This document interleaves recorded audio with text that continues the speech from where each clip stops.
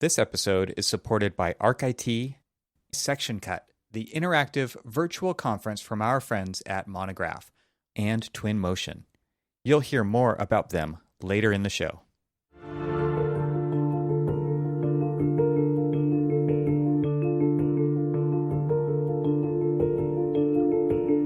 Welcome to the Troxel Podcast. My name's Evan Troxel. Wow, episode 50. Here we are. No time for reflection right now, however. Maybe later. In this episode, I welcome Joann Lui and George Valdes of Monograph to the podcast.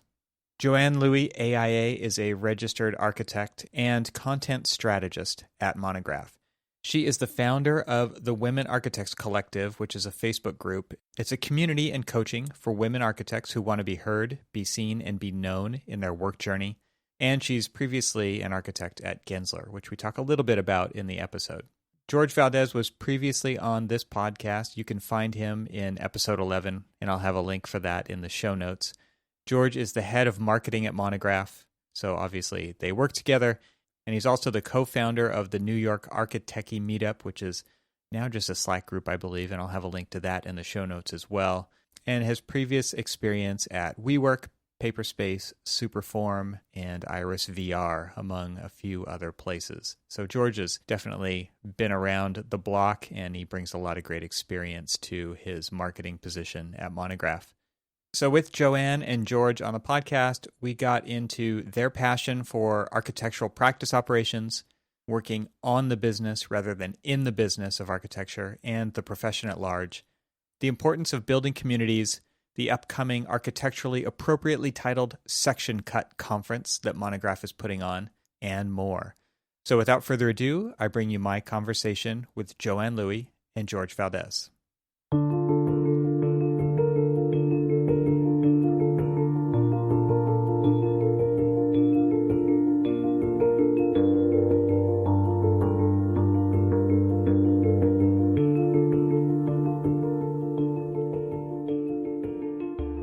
Joann and George, welcome to the podcast. It's great to have you both here, and nice to meet you, Joann, for the first time. Nice to meet you. Thanks for having us. Yeah, great to be here again. So I wanted to start off with just some quick introductions. You guys both work at Monograph, and Monograph is doing a lot in the world of kind of practice operations. I know there's a newsletter that I'm a subscriber to.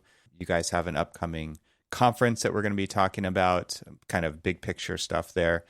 And so I would love to, Joann, start with you and get a quick kind of introduction, history, where you're coming from, what your perspective is, and how do you fit into this whole thing? Sure. So I have been an architect myself for the past 10 years. I went to architecture school, worked in an architecture firm. I worked at Gensler for the past 6 years. Got my license and everything. During my time as an architect, I built a community called Women Architects Collective. It's a Facebook group. It has over 3,400 people in it now, I think. At the same time, I was also kind of building my own personal brand on social media with the Facebook group together and kind of building this community of architects. And when I first found Monograph, first of all, the Monograph brand is just so beautiful that I think anyone looking at the website will be like, wow. I was like, wow, this brand is so cool. So I reached out and kind of started talking to George. And we talked a lot about not just marketing, but more like building a community of architects, which is where I kind of come from. I just love having a community of architects, especially online, because I feel like there are a lot of events and AIA local chapters or schools, or there's just a lot of lectures and stuff like that, but there's not a lot of kind of just free flow of idea exchange online globally as a platform. So that's something that I've always been interested in doing. So I joined Monograph and started building out the content side of Monograph, but also building a community at the same time, which was always something that we wanted to do. It's interesting that you built this community while at a firm, Mm-hmm. and I mean it's a big firm, but I think there's a big difference between like the community of the firm, which is kind of a Right. captive, you're automatically default into this community, and then going outside and building a global community of people Mm-hmm. who opt in to that, who want to be a part of that.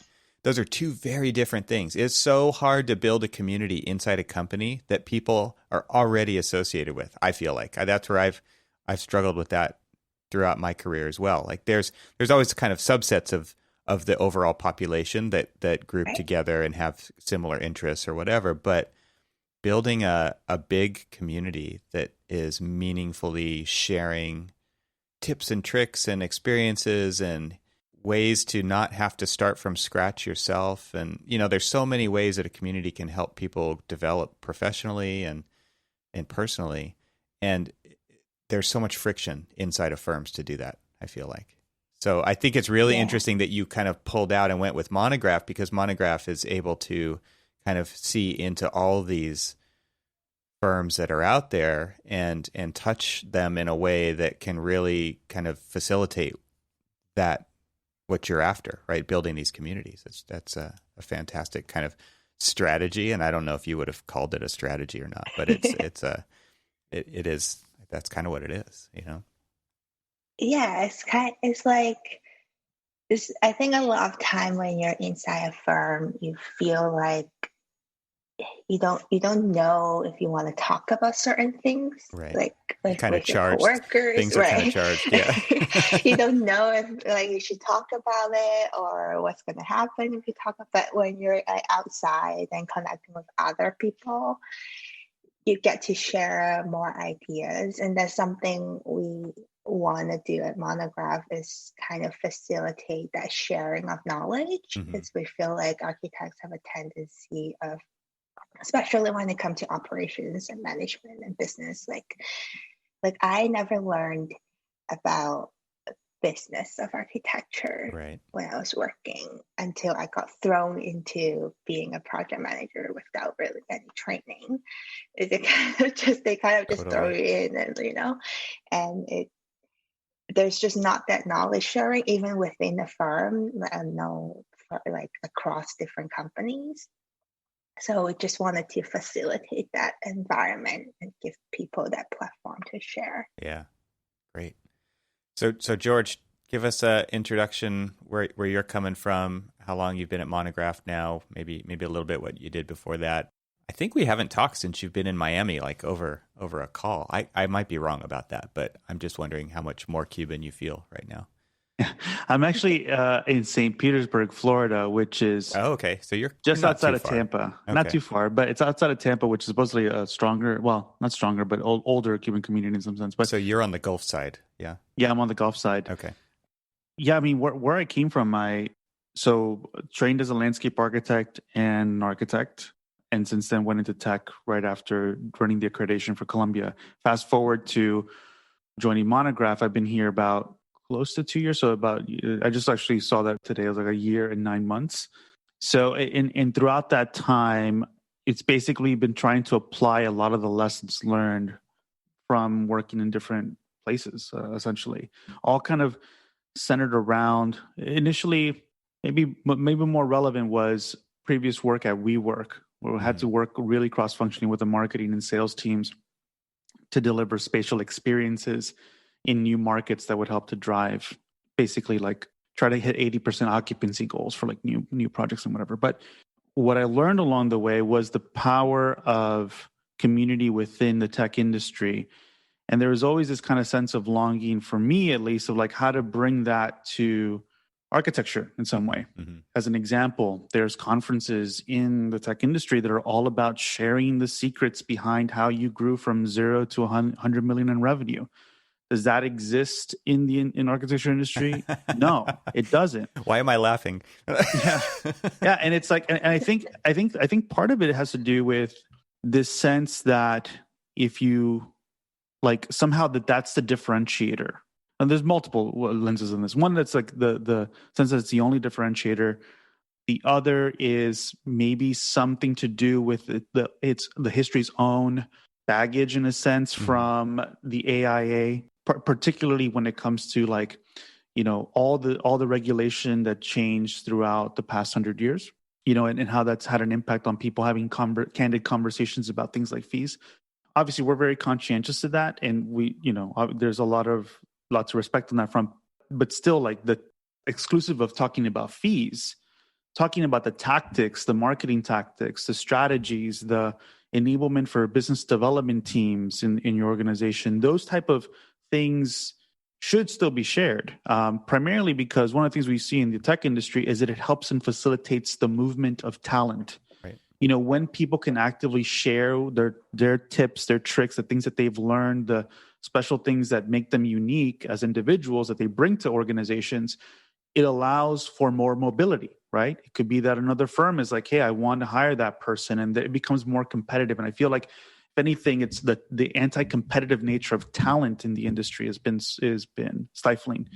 And so for Monograph, we take very strong positions on this. We want to enable the idea of not even looking at team members as staff or resources necessarily, but looking at them as talent, and figuring out ways through community to help that kind of knowledge share for many other reasons. But I think that's one critical one, is to enable people to find the challenge and the fulfillment in what they're doing in a different way. I don't know. I'm not sure if that's clear, but yeah, it's something, it's along those lines of like helping the firms become more transparent about how they're operating to lift the industry. If everyone keeps working within some sort of silo, guess what? It's going to be a lot of navel gazing and a lot of other companies coming in that are more verticalized, that are actually willing to share, to learn faster, learn from each other's failures faster, and then be able to move at an agile pace that I think the industry still to some degree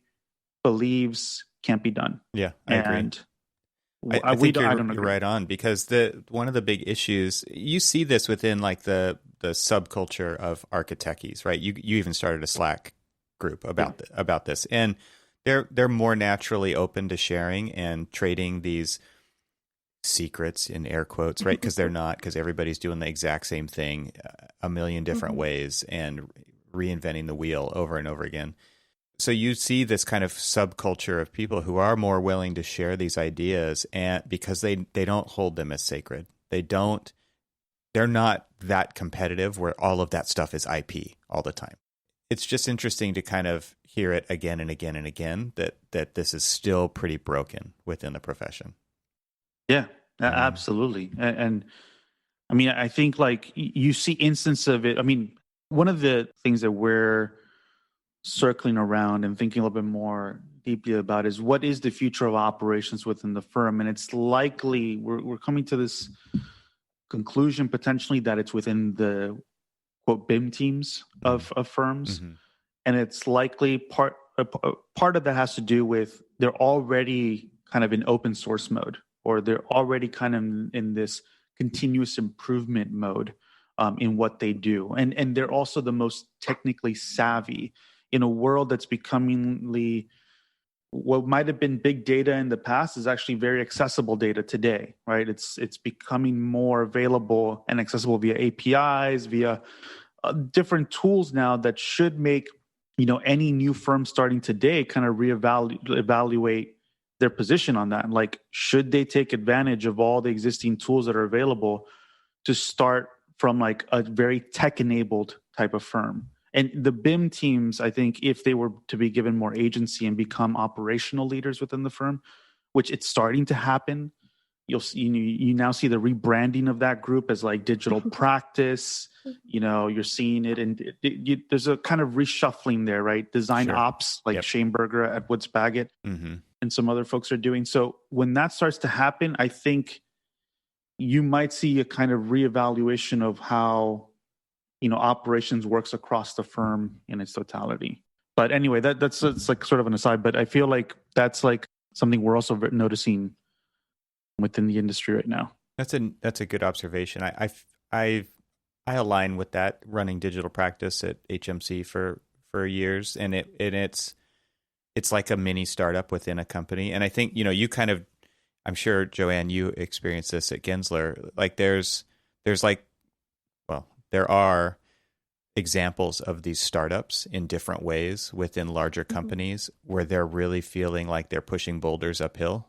And you also kind of talked about a different scenario, George, which was starting from scratch, a new firm, tech enabled, with really evaluating what the opportunities are via APIs and connections and automation and all these things that we can automate operations to a certain extent, which in an old firm is very hard to break into doing that. I mean, Joann, working at Gensler, I'm sure you saw examples of that. And you said you didn't get trained in business, but you probably saw the inefficiencies of the most profitable architecture firm on the planet, right? Like, I'm sure that you saw like this kind of polarization happening inside, and part of it is like, well, yeah, we just kind of expect it to run, and maybe we start to get into the topic here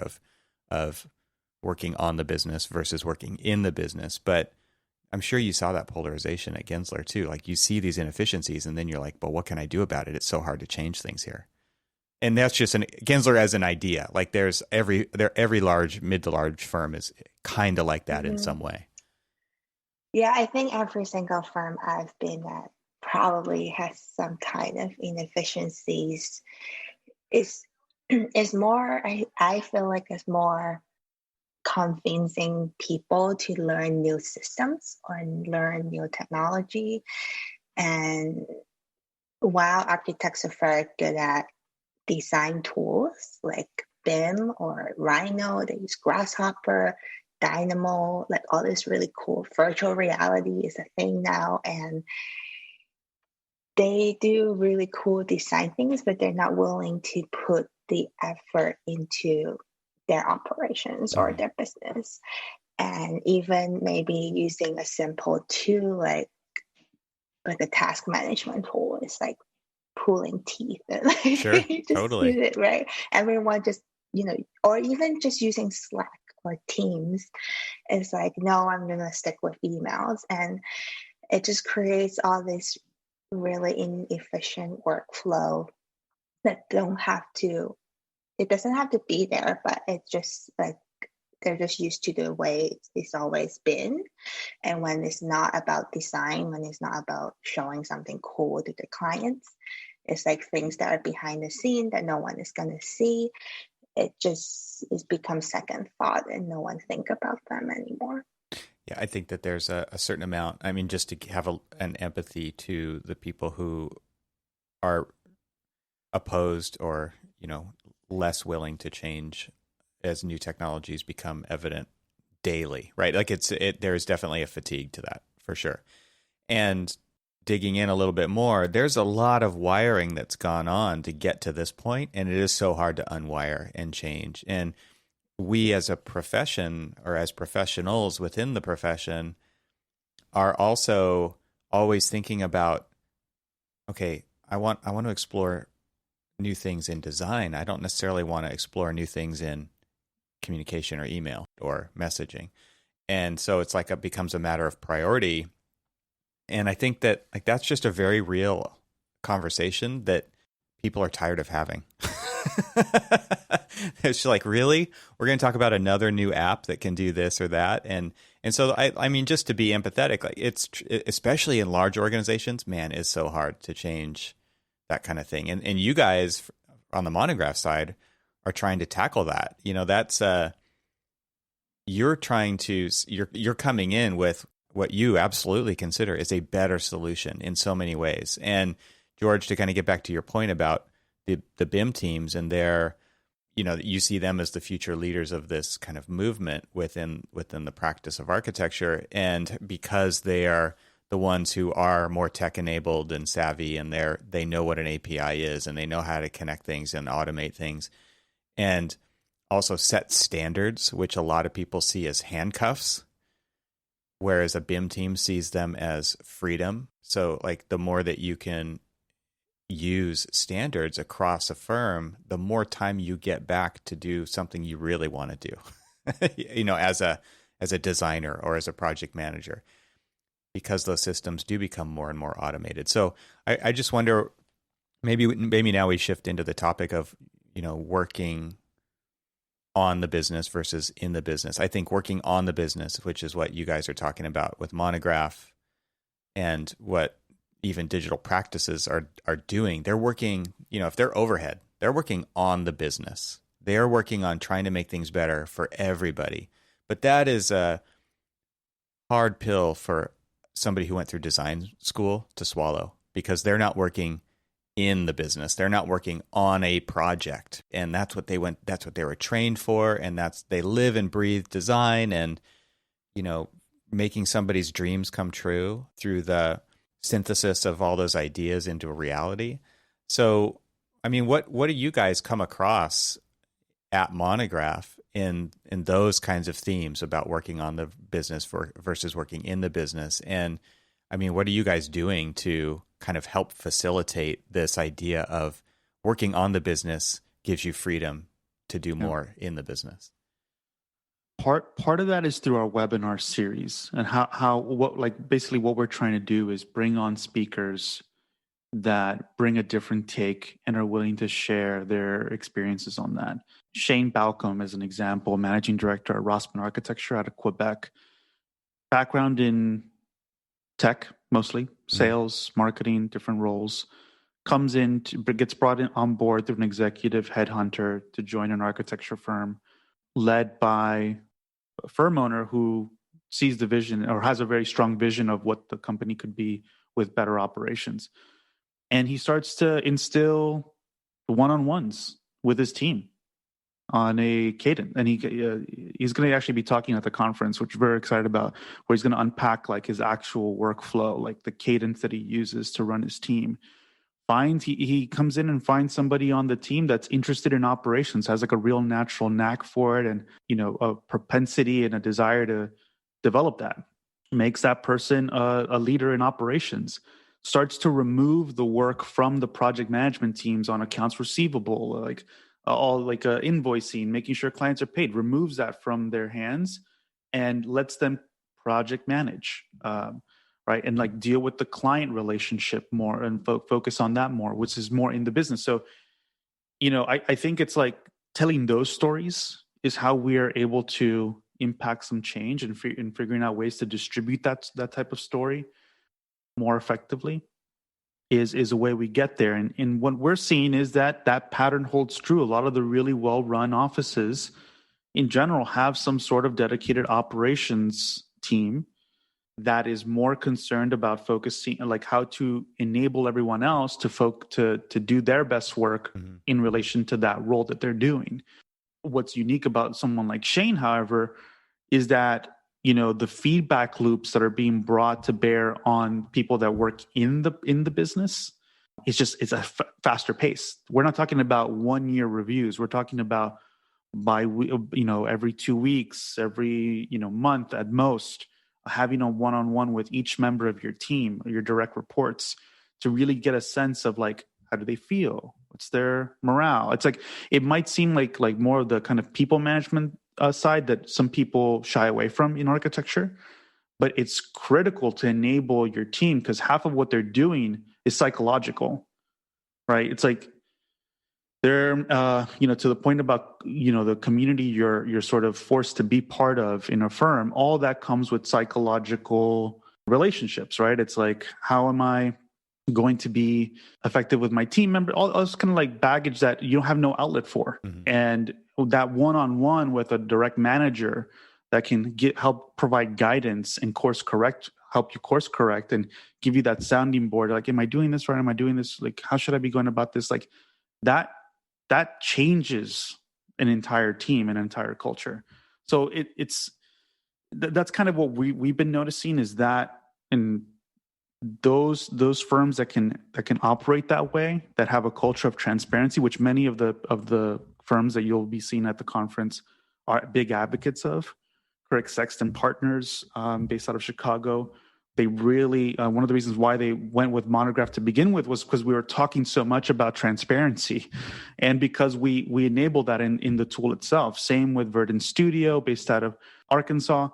So we're starting to see that kind of emerge, especially with leaders that have grown up, let's say millennials, maybe for lack of a better word, but people that are desiring, that want to model their organizations in that way. So we're starting to see that. It's kind of like people are now starting to realize the importance of focusing on the business relative to in the business. Mm-hmm. And our part in that is just amplifying that, making it easier to find those people and hear their stories. It seems like you guys have found alignment with, you found each other. The internet enabled this for these alignments to be exposed. Absolutely. And then I think that's what I like so much about working in tech is at a third party. Like you're not in a firm, so you're facilitator kind of naturally.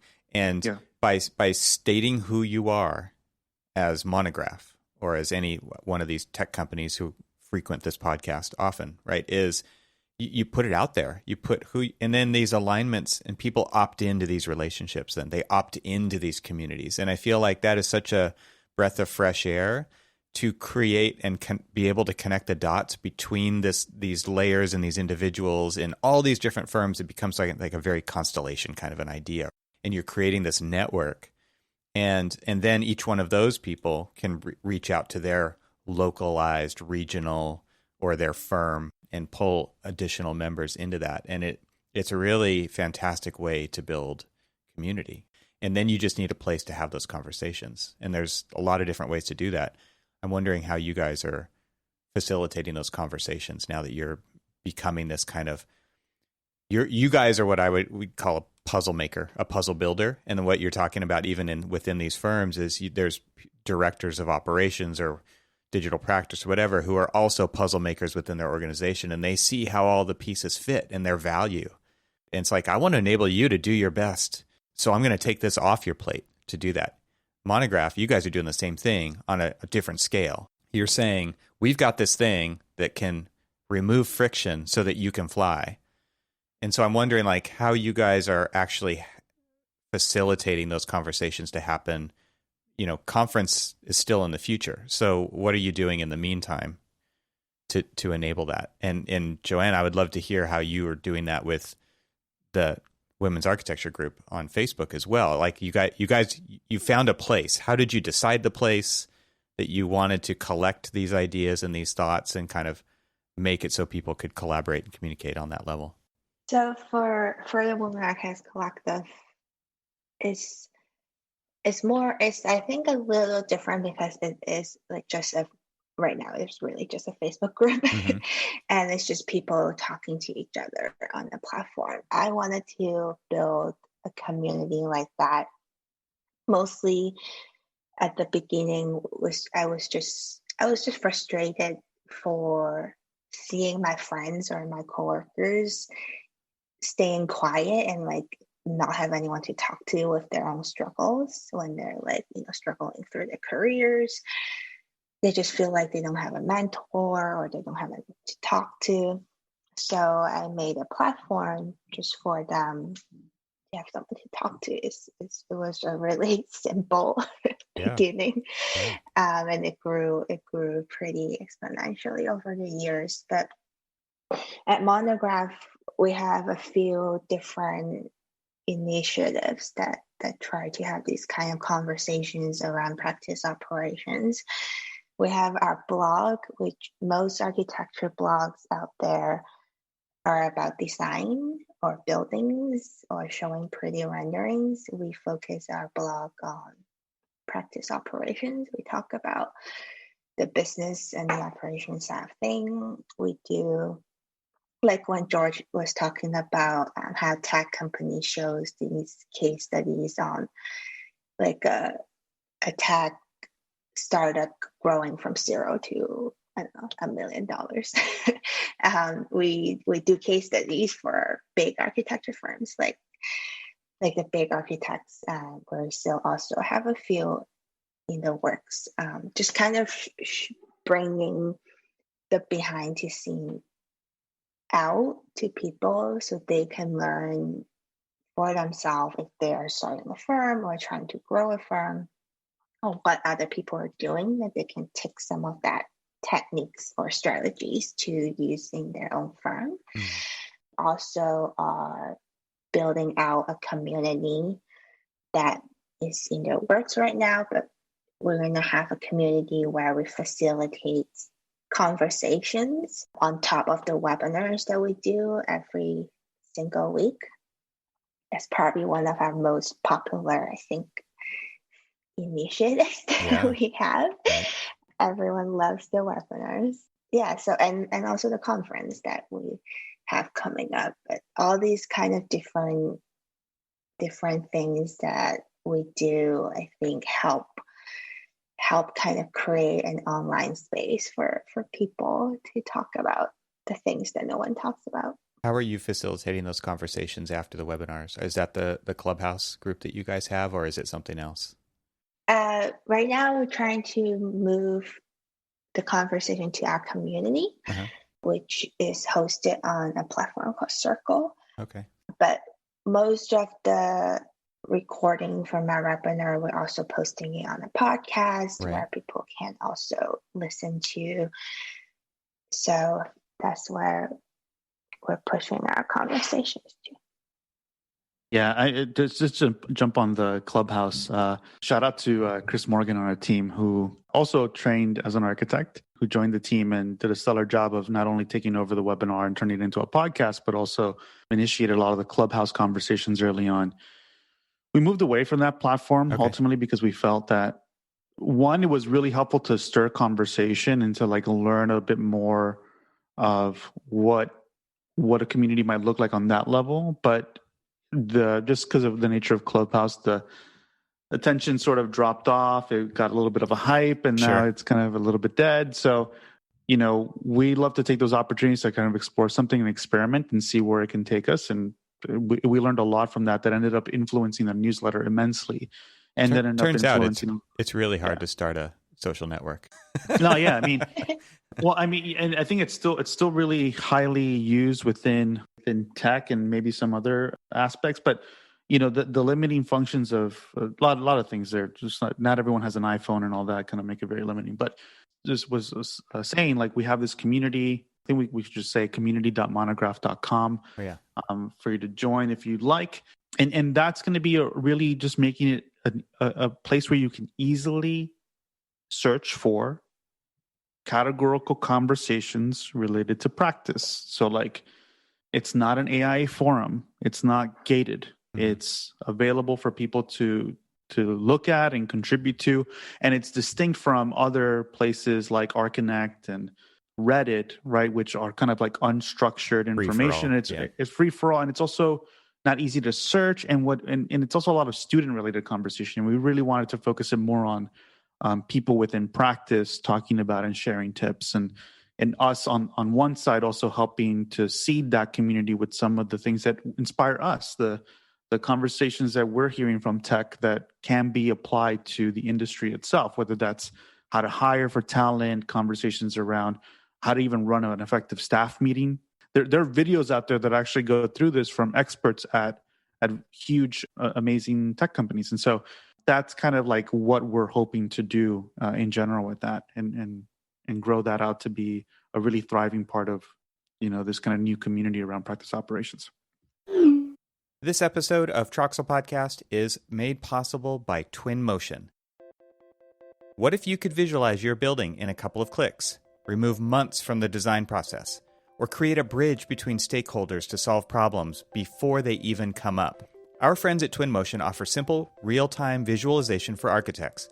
Their technology lets you view and edit your scene on the go in the same pixel-perfect quality as the final rendering. Twinmotion seamlessly integrates with other tools like SketchUp and Revit, transforming your BIM or CAD models into high-quality images, panoramas, VR videos, or presentations. Sound complicated? Well, what if I told you that Twinmotion enables anyone to present the biggest ideas in the easiest way possible, regardless of previous CG experience? To download your exclusive free trial, head to twinmotion.link/TRXL. That's twinmotion.link, not .com, .link/TRXL. Monograph. Monograph is building a community of like-minded firm owners and operations leaders who are looking for solutions that align with their firm's values. On top of that, Monograph is building the only cloud-based practice operations software built exclusively for architects by architects. Monograph's easy-to-use and beautifully designed software allows you and your team to know in near real time whether you are on pace to deliver a project on budget. With Monograph, you and your team can plan project schedules, budgets, role assignments, and team members all in one place. The best part of Monograph? It doesn't require a degree in finance to use. To experience the difference today, sign up for a free trial at monograph.com. And to underscore their commitment to the community, on August 12th, Monograph will be hosting their first ever virtual conference. It's called Section Cut. This one-day event brings firm owners, operations leaders, and project leaders together to learn from success stories and workshops, all with a goal of improving their business. Reserve a seat at Section Cut today by visiting sectioncut.com. And ArcIT. This time we've got another fantastic review of ArcIT from somebody working in our industry. Here's a quote.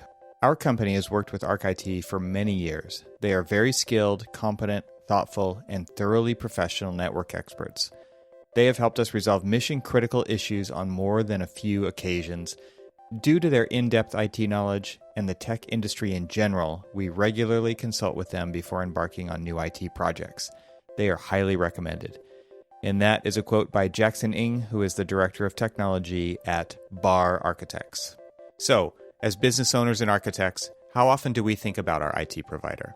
Typically, only when things go wrong. And for many of us, unfortunately, this happens too often, especially with the latest emphasis on remote work. I know that I've had to deal with my fair share of IT fire drills. Not pleasant.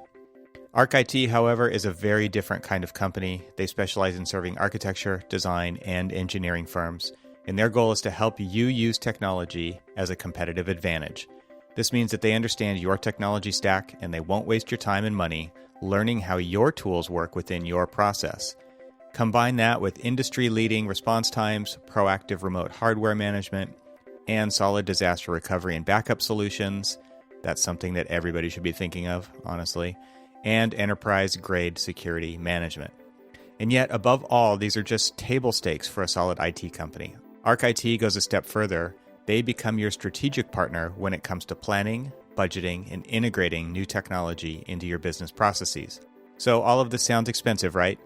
Nope, because ArcIT is highly specialized. For our industry, their pricing is on par or in some cases even lower than other IT providers. ArcIT is transparent and even publishes the pricing right on their website.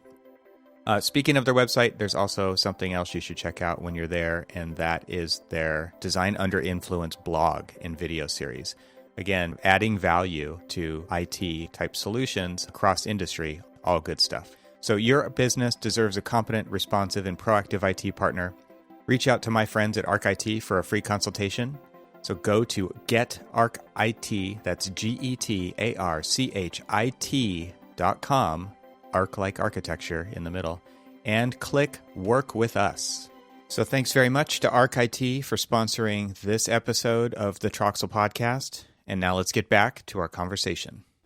I think that the community aspect of it is the most important part of running any new business. You've got to have this kind of forward momentum in a I don't want to call it a single direction, but like in the same direction, you know? And in order to create that, you need a framework so that you're not always saying, like, how do I do that? Oh, let me design it from scratch again. We need to build on the knowledge, the experience, and tweak it as we go, but we need those resources. I mean, and it takes me back to thinking about when Robert had Section Cut, and I had an account there, and it was like post resources. Like, let's make a collection of resources for people within the profession to not have to go do a global Google search and sift through ads and distractions. Like, let's make one place where I can find a resource like a book on studying for the ARE or a podcast about architecture or whatever that is. And it's interesting that we've kind of come full circle with that now. And you guys are starting Section Cut, the conference, which is all about resources, and it's about creating a place for that to happen.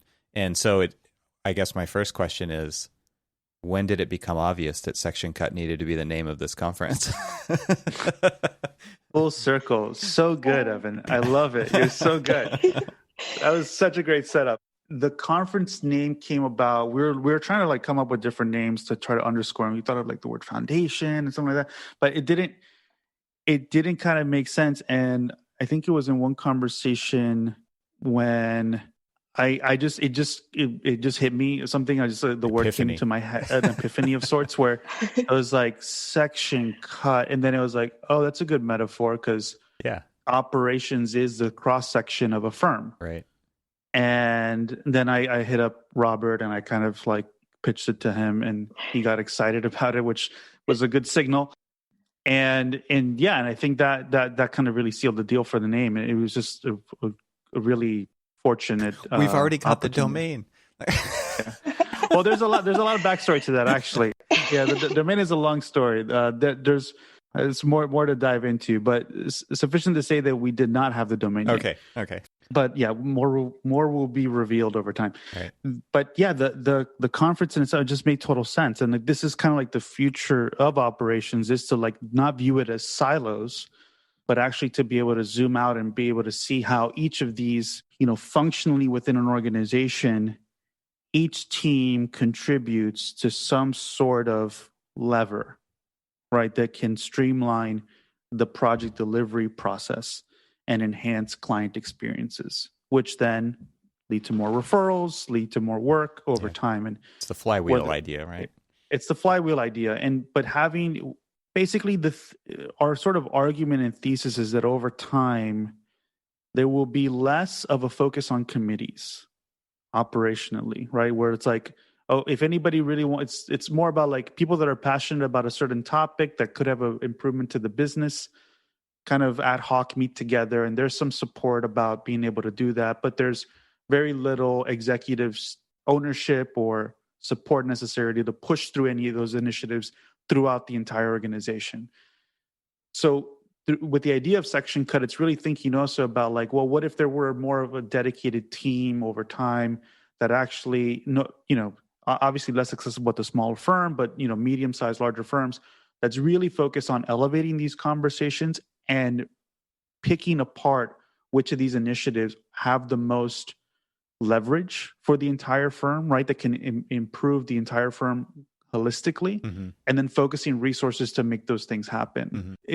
We're basically trying to set the stage for what will happen in a couple of years, where we start to articulate this idea more deeply, which is a little behind the scenes in how we think about marketing too. But it's kind of the beginning, essentially. That's great. I love it that you're alluding to a bigger plan, and plans change, but having you can't do what you're doing now without that goal in mind. And I think it's really important to say, again, I think this comes back to working on the business versus working in the business. People who work in the business are very focused on the immediate project, and they've got those blinders on, and they can't think about all the projects and all the firm and where are we going and what's our vision and how we're going to get there, and do these clients align with that, and do these projects align with that, and how do we make decisions about which ones to accept and which ones to deny along the way, because they either feed those ultimate goals and vision or they don't. It's so hard for people to get out of that tunnel when they're day-to-day working on projects, because all that matters is this one project right now, and maybe I'm on a couple of other pursuits, but those aren't real yet. It's really interesting to hear you guys also talk about this from your perspective, to say, yeah, plans will be revealed. We're going in this direction. We've got this bigger idea.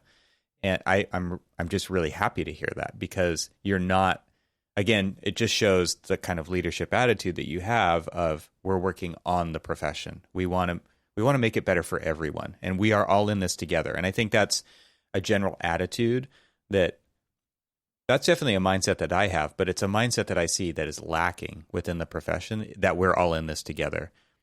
And the tech community is really good about kind of reinforcing. No, we actually are. Like, I can just email you that file. It's not a big deal. Like, you can have your own Stadium generator too. I don't care.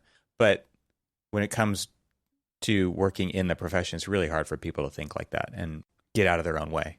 So I'm it's fantastic to hear about the conference and the ideas that you guys are going to be putting forth there about basically giving people shortcuts and giving them experiences. So who is the audience? Who's the ideal audience for the conference? Who are you guys inviting? Who do you want to show up? So basically, the audience is, let's see, from an industry perspective, it's architecture firms, landscape firms, interior design firms, and engineering firms. So what we would call together design professionals. Mm. One level deeper, and when we're talking about who makes sense to attend, it's from the firm owner to the project architect. We think that everyone can get something out of the experience. We have 3 different types of events. So we have a couple keynotes, which we'll announce soon. We have success stories from our customers, talking mostly about their firm and how they're organized, like the actual operations of how they work, and some of the success stories that they've had using Monograph. And we have workshops, which are completely where we bring in people that we just really admire to talk about specific topics. We have Rena from Charette Venture Group talking about finance for the small firm. And it should be also noted that we have 3 different tracks for those workshops. So we have the small, medium, and large firms, so that people, in this industry, a lot of people feel that it's only applicable to them if, like, the lessons of a 10-person firm aren't applicable to a 5-person firm. And so we wanted to make sure that it was easy to self-select in what kind of workshop you felt you could use. But all of the content will be available after the fact. So it's just more of that day of experience.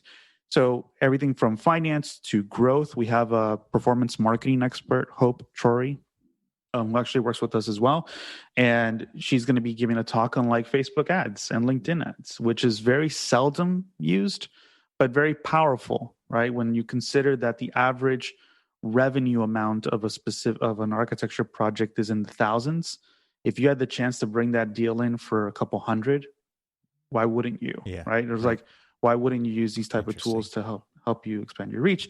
And then to the large firm, we have people like Libo Lee, former colleague of mine at WeWork, who is now CTO at Catalyst DI and is going to be teaching us how to set up a database, I think in Google BigQuery, and how to actually use data to enable teams at any level, right, to have access to that data and be able to use that data to inform initiatives and improvements to the business.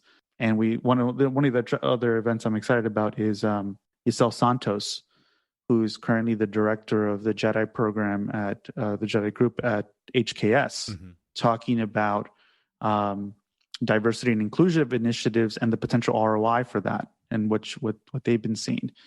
So it's all over, but all of them really have to do with improvements to specific parts of the company, of a company. And so, yeah, it should be really a lot of fun. Sounds like it reinforces the ideas that you put forth in the newsletter and the webinar series. And I'm even, Joann, kind of again going back to the Facebook group, is with a conference like this, now you guys have the ability to build a community or add to your community with this. So are you guys thinking about it in that way as well, and maybe take us a little bit down that story, because I think it is a powerful opportunity.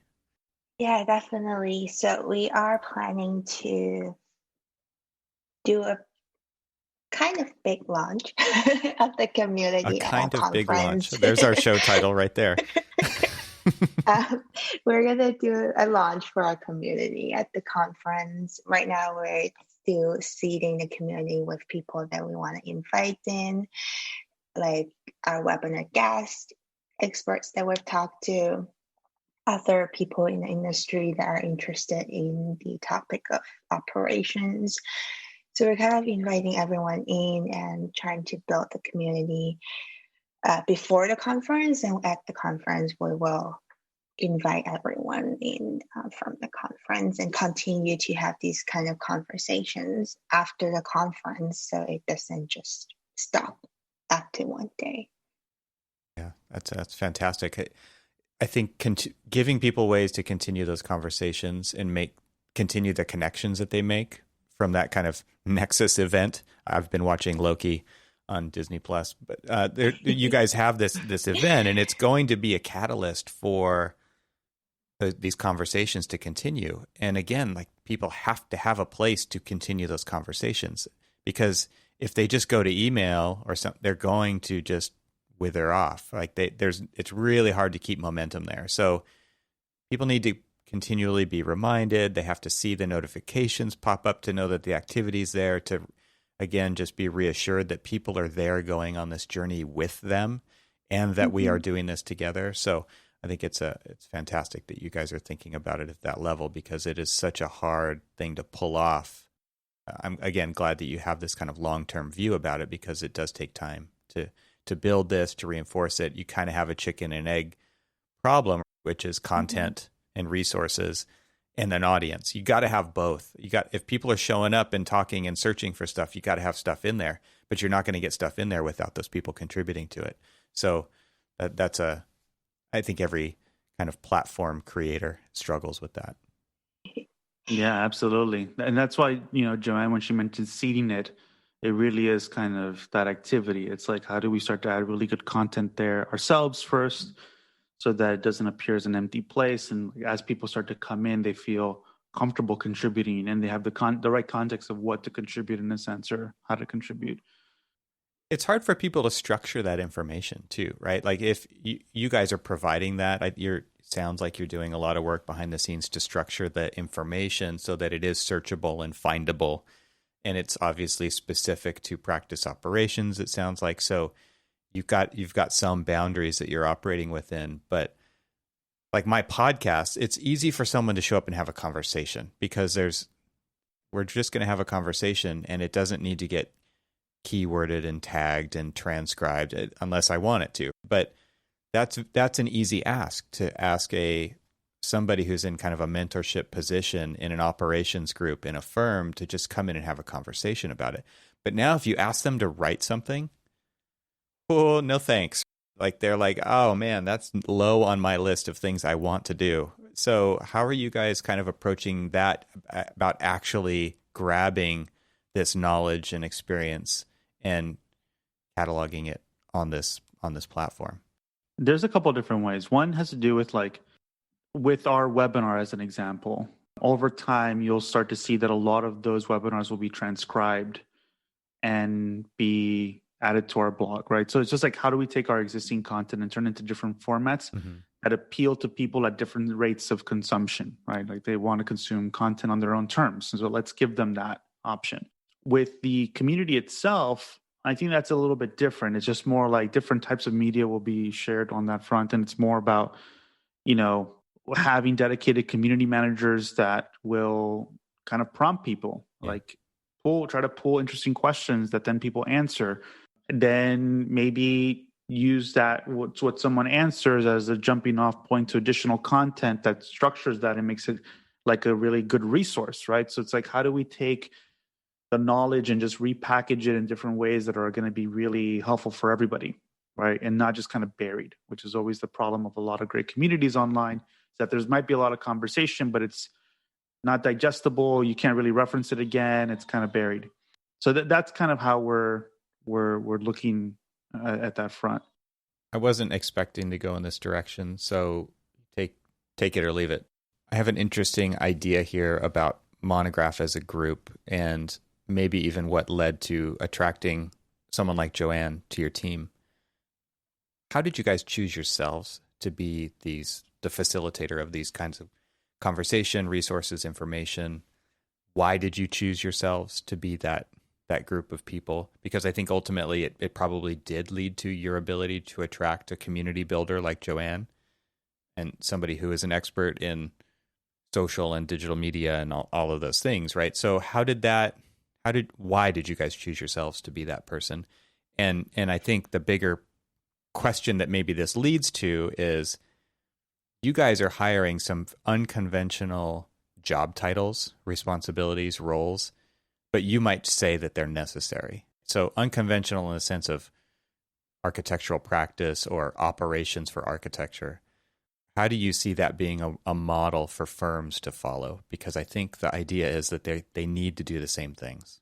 That's a really deep question. Yeah, that's why I No, said that's good. take it or leave it. No, I think it's awesome. I mean, finding someone like Joann is not easy. Finding someone like Chris is not easy, and everybody on our team is not a very easy. Yeah. No, I would say no one on our team is very easy to find.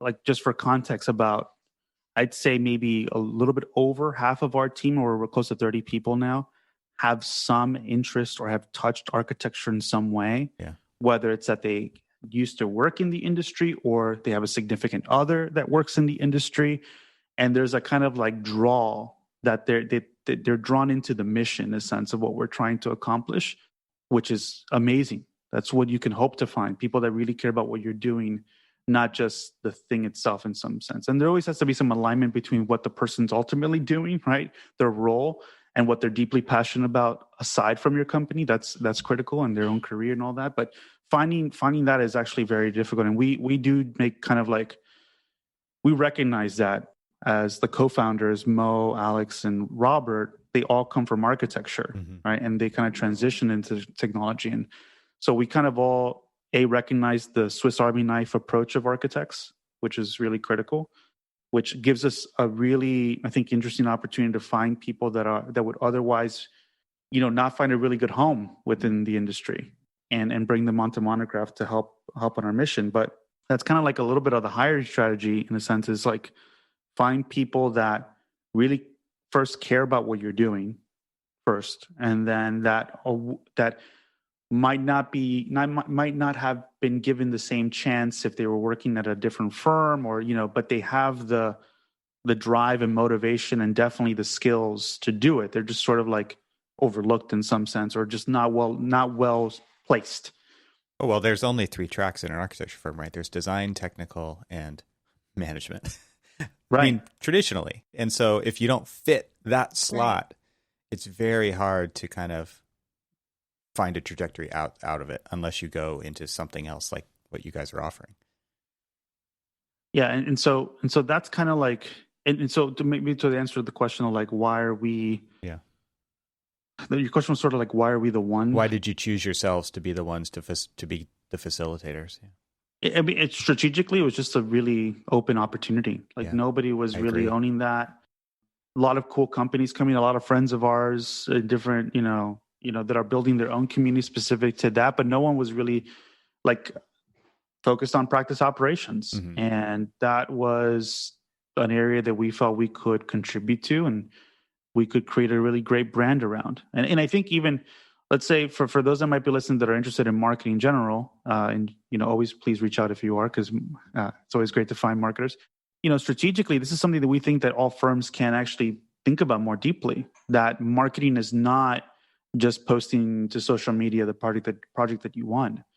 It's like really diving deep into the needs of the people you're trying to service. Where is the opportunity in providing them information, content, community building? Everything that we're trying to apply here at Monograph can be done by a commercial office, a firm that's dedicated to commercial offices, or a firm that's dedicated to hospitality, right? Like there should be a firm out there that's building amazing YouTube content on what it means to design amazing hotels. Yeah. Like go and visit hotels and talk about, and just, the detailing in different hotels, even if it's not your own work, but like build that audience that sees you as the person bringing that conversation together. And it's a like, business builder, and it's a talent attractor engine. Yeah. Right. All that. Yeah. So Joann, when George is talking about this stuff, I keep thinking about you, and I keep thinking about how you saw that opportunity and you saw that. So maybe we'll finish up here, but like, just tell us, how did you decide to get out of working in the business to going to a place and helping work on the business? I know you're kind of already thinking in those terms, but how did you actually make the leap personally? Yeah, so I personally struggle with what you said before, is when you're in a firm, you're only stuck in 3 tracks, right? Design, technical, management. And to me, first of all, I feel like an architect should be well-rounded, and it shouldn't be stuck in one of those tracks. That was always my thing that I struggle with. in any size of firms that I have worked with. And it was something that I always knew there was something I wanted to do that's bigger than just designing buildings. Not saying designing buildings is not big, it's huge. Yeah, It's very important. And I loved it. I love designing and I love drafting and drawings, but I always struggled. Maybe it's, I don't know, maybe it's a millennial in me, but I always struggle seeing the inefficiencies in firms. I was at Gensler, I was a what we call a process design leader. Basically, my role was on top of my regular architecture job. I was kind of trying to improve the efficiency or productivity across the project teams and trying to find technology or trying to train them, trying to find new ways to help them work more efficiently. And I always struggle with just seeing how inefficient we are as an industry as a whole. It was something that always bugged me every single day it's working like as heavy an sigh. architect. You know, there's a lot of heavy sighs when you're, really? Yeah. We're still doing it like that? Exactly. So when I first saw Monograph, I saw their website and I was like, this is the company I'm going to work with. And at the time, they weren't actually hiring yet. And so I reached out to George. We actually met on the architect Slack group that George is a part of. And I reached out to George. We started talking. And I have a background myself in marketing, social media, blogging. And I've been doing that for just myself for the past few years. And it's hard actually to find architects that are interested in marketing. There are not that many of us. And I think George and I just kind of clicked and we were like, this is a great opportunity to work together. So I started working with Monograph kind of just on a contract, like part-time level. And eventually they were hiring for a full-time position. So I joined Monograph. Yeah. The lesson there is just try to figure out some way to work with somebody on some level when you find somebody that's really interesting and you want to get to know them more. And it's a really good way to kind of start that relationship. You know, as a small early stage startup, you also have to be conscious about how, you know, your budget in a sense. So after we raised our Series A, it made a lot of sense to start building the marketing team out. And it was a no-brainer. It was like the first thing I did when I found out was I think reached out to Joann. Well, I reinforced that idea fully, that it's a great way for someone like Joann or anybody in that position to prototype what that job would be like without fully committing to it and like making a big change in your career, you know, in air quotes, trajectory. I mean, I wish that there was more ways for people. I guess it's they exist, but people don't necessarily take advantage of those. They fully cut the cord and then they fully jump over to other thing, and then they find out if they like it or not. Right? Yeah. And that's a tough spot to be in.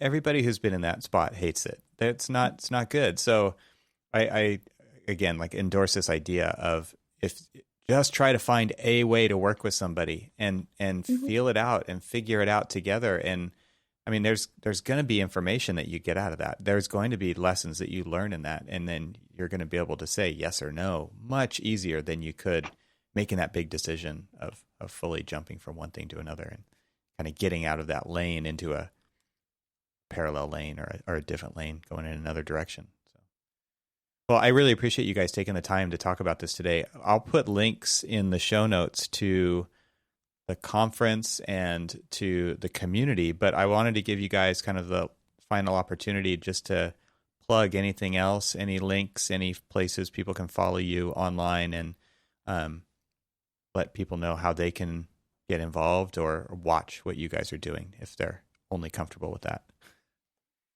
Yeah, I think I'll just kind of go through the list. So essentially, every Thursday we provide we do a webinar, a fantastic webinar series every Thursday, led by Chris on our team.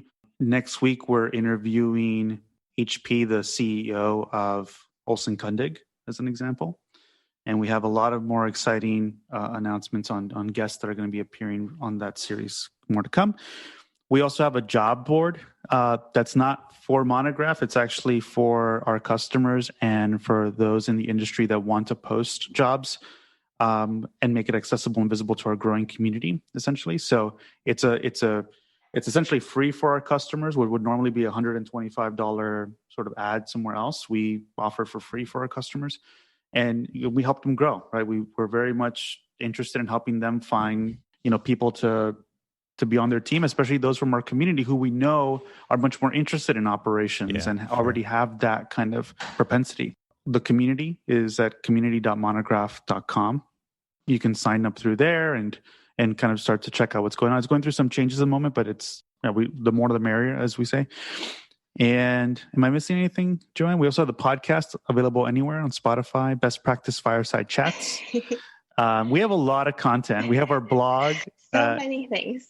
It's kind of crazy the output that we have for such a very relatively small team of content creators. It's basically, I wouldn't even consider myself to be that much involved at this point. It's Chris and Joann who are spearheading all of it. And I'll hang my hat on that any day that we have one of the best marketing teams in the industry, bar none.